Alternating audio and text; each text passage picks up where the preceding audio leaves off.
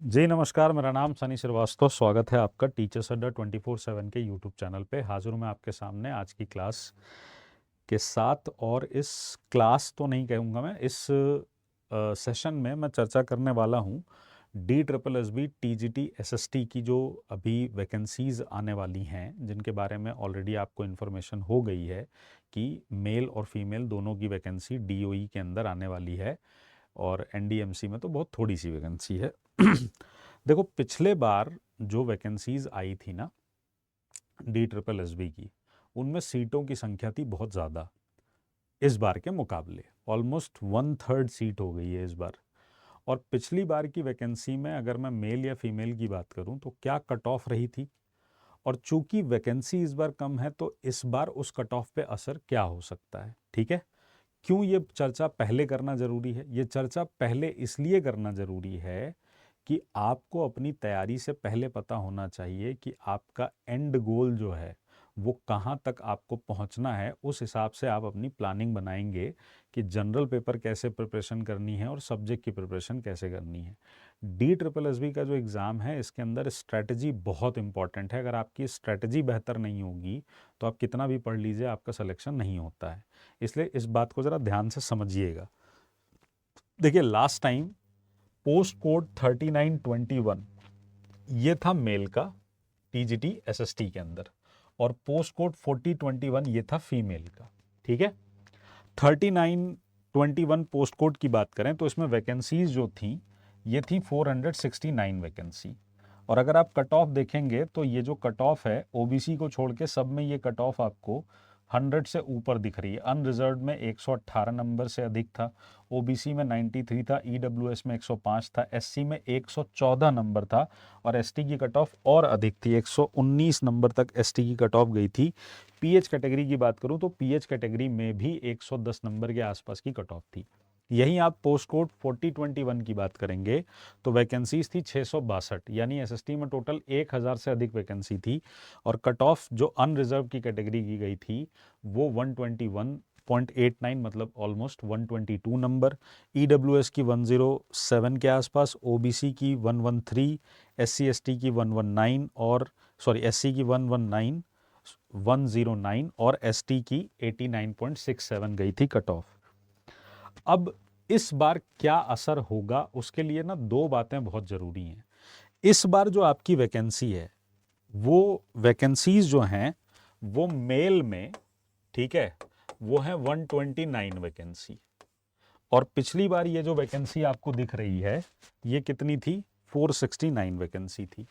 और इसी तरह अगर हम फीमेल वैकेंसी की बात करें तो फीमेल में जो वैकेंसी आई हुई है वो 179 है, जो कि पिछली बार आप देखिए कितनी थी, 662 वैकेंसी थी।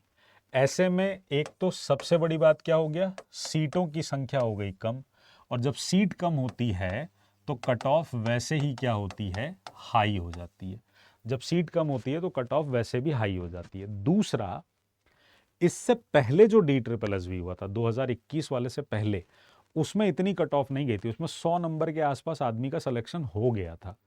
ठीक, स्टूडेंट का सिलेक्शन हो गया था। फिर एकदम से जंप क्यों आया 21 की कट ऑफ में, और आगे ये कट ऑफ और हाई क्यों जाने वाली है? इसके दो प्रमुख कारण हैं। पहला कारण ये है कि बहुत सारे बच्चे जो बैंकिंग की तैयारी करते थे, SSC की तैयारी करते थे, उन्होंने एक सेकंड ऑप्शन के तौर पर टीचिंग की फील्ड में बीएड की, कहीं से भी आप कर लेते हैं बीएड, और फिर उसके बाद उनका चूंकि जनरल पेपर बड़ा बढ़िया होता है तो वो 100 नंबर का जो जनरल पेपर होता है उसमें अच्छा स्कोर करते हैं।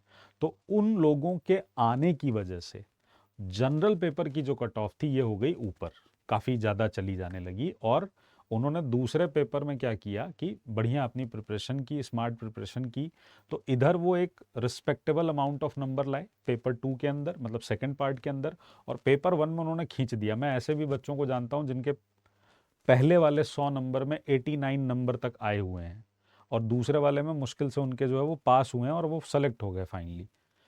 दूसरा जो कारण है वो है कि आपको ये पता है कि 40% वाला जो क्वालिफाइंग था वो पेपर 1 के लिए भी था और पेपर 2 के लिए भी था, मतलब पार्ट ए के लिए भी था, पार्ट बी के लिए भी था।